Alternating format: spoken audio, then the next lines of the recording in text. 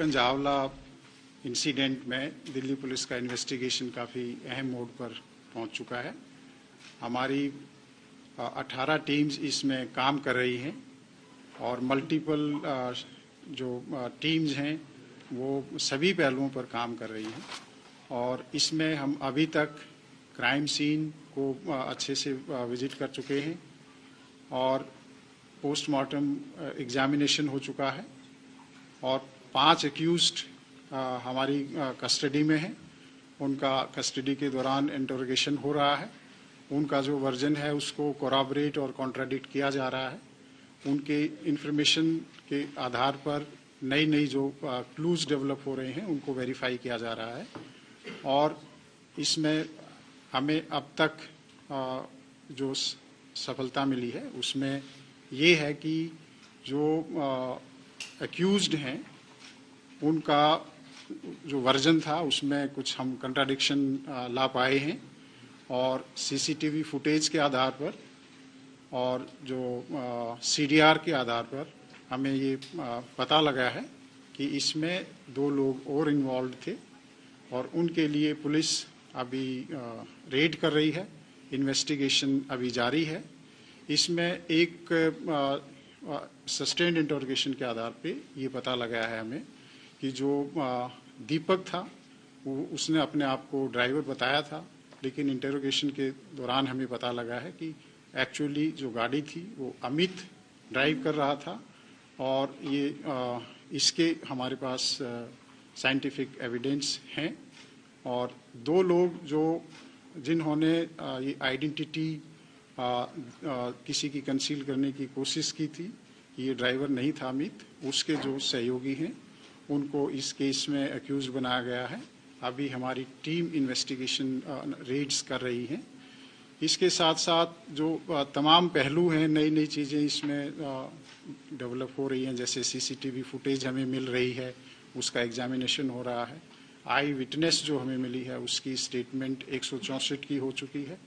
इसके अलावा जो फॉरेंसिक की रिपोर्ट है अभी उसका हमें इंतज़ार है। इन्वेस्टिगेशन में अभी कुछ पहलू हैं जिन पे अभी काम चल रहा है और पोस्टमार्टम रिपोर्ट जो है उसकी फाइनल रिपोर्ट अभी आनी बाकी है और इसके अलावा जो हमारे जो सीसीटीवी कैमरा के कुछ टाइमिंग्स हैं जिसमें जो कहीं पे सिंक्रोनाइजेशन लगता है कि टाइमिंग अलग अलग है, उसकी प्रॉपर मैचिंग जारी है और जो इन्वेस्टिगेशन हुआ है उसके जो कुछ महत्वपूर्ण बिंदु ये हैं कि जो एक्यूज्ड पार्टी है और जो इसमें डिसीज्ड है उसका कोई कॉल डिटेल के आधार पर और जो अब तक इन्वेस्टिगेशन हुआ है कोई पुराना लिंक नहीं है, कोई पुराना कनेक्शन इसमें अब तक हमें नहीं मिला है।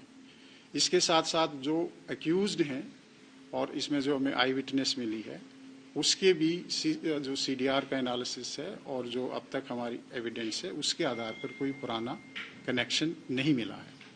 पोस्टमार्टम एग्जामिनेशन में आपको पहले ही बताया जा चुका है कि कोई भी इस तरह की इंजरी नहीं मिली थी जो कि सेक्सुअल असॉल्ट को इंडिकेट करती हो। इसके अलावा इसमें जितने भी पहलू हैं उनको जल्दी ही पुलिस रैप अप करने की कोशिश कर रही है।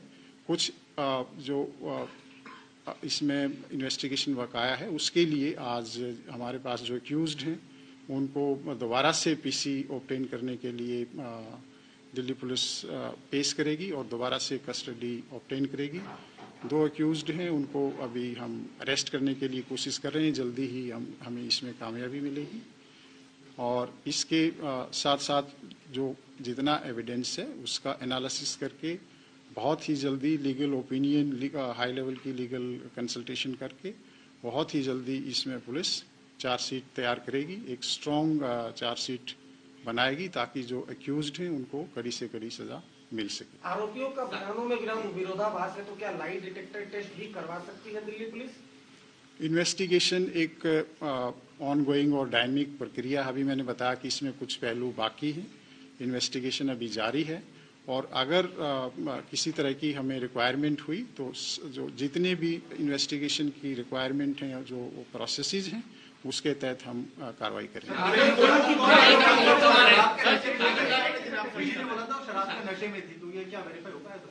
एक, हाँ, क्या क्वेश्चन निधि ने प्लीज? बोला था उसकी दोस्त ने कि वो शराब के नशे में थी उस रात, तो निधि खुद या नहीं पीड़िता के बारे में जो आई विटनेस है, वो आई विटनेस का जो स्टेटमेंट 164 में हमने दर्ज कराया है, उसके जो कंटेंट है वो मैं आपको रिवील नहीं कर सकता।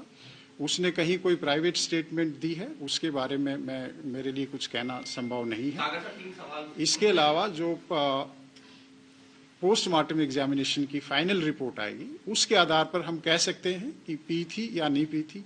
वैसे भी अगर कोई ड्रिंक करता है या नहीं करता है, इस केस में कोई रेलेवेंस नहीं रखता, क्योंकि 304 आईपीसी का केस है, तो वो एक फैक्ट इरेलीवेंट है और वो हमारे लिए कोई बहुत रेलेवेंट फैक्टर सर,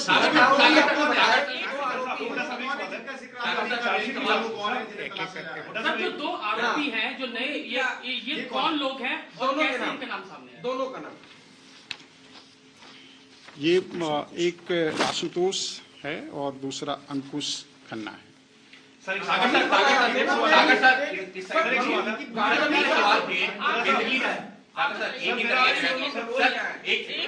निधि को लेकर के 3 सवाल हैं। पहला मैं एक सेकंड चार्जशीट की बात की आपने, चार्जशीट दाखिल करेंगे तो कब तक इसमें चार्जशीट दाखिल हो जाएगी? देखिए, जैसे कि मैंने बताया कि इसमें इन्वेस्टिगेशन काफ़ी आगे बढ़ चुका है। जो प्राइमरी चीज़ें थी हम कर चुके हैं, लेकिन बहुत इंपॉर्टेंट चीज़ें भी अभी बची हुई हैं। तो हम पीसी लेंगे, उसके बाद हमारी कुछ रिपोर्ट्स आएंगी, कुछ कैलिब्रेशन होगा, एनालिसिस होगा, लीगल ओपिनियन ली जाएगी। उसके बाद पूरी तरह से एविडेंस कलेक्ट करके हम इसको चार्जशीट करेंगे। लेकिन हमारी कोशिश है जल्दी होगी। जैसे कि आपको मालूम है कि 1 तारीख का इंसिडेंट है, आज 5 तारीख है। 5 तारीख की सुबह तक हमने क्या क्या काम किया, हमारी 18 टीम लगी हुई है, बहुत ही एक्सपीरियंस्ड ऑफिसर्स की। डीसीपी खुद एसआईटी हेड कर रहे हैं, ज्वाइंट एडिशनल सीपीयूज को गाइड कर रहे हैं, और डीसीपी द्वारका भी इसमें हमें सहयोग कर रहे हैं। तो बहुत ही स्ट्रॉन्ग एंड कैपेबल ऑफिसर्स की 18 टीम है जो दिन रात काम कर रही हैं, आप सभी को मालूम है। तो मुझे उम्मीद है कि हम जल्दी ही इसमें चार्जशीट फाइल आपने लिया, उनकी क्या कैसे वो इसकी क्लियरिटी कर दीजिए कि दीपक अमित का क्या है, आशुतोष और उनका क्या है, ये बहुत इंपॉर्टेंट है। छुपाया देखिए, इसमें जो 2 नाम आए हैं नए हमारे एक्यूज्ड हैं, एक जो एक्यूज्ड है उसका भाई है ये। तो उन्होंने ये देखते हुए कि इसके पास ड्राइविंग लाइसेंस नहीं है और ये एक एक्सीडेंट का ही केस है, किसी दूसरे आदमी को सजेस्ट किया कि तुम कहो कि मैं गाड़ी ड्राइव कर रहा था। तो ये उन्होंने एविडेंस को डिस्ट्रैक्ट किया, क्रिमिनल को स्क्रीन करने की कोशिश की है। तो वो हमारा इस केस में एक्यूज्ड बनता है।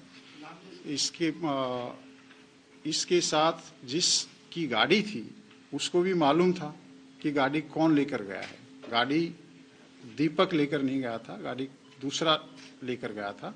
तो उसने भी जो पुलिस है उसको एक तरह से मिस इन्फॉर्मेशन दी है और इसमें एक्यूज्ड को हेल्प करने की कोशिश की है।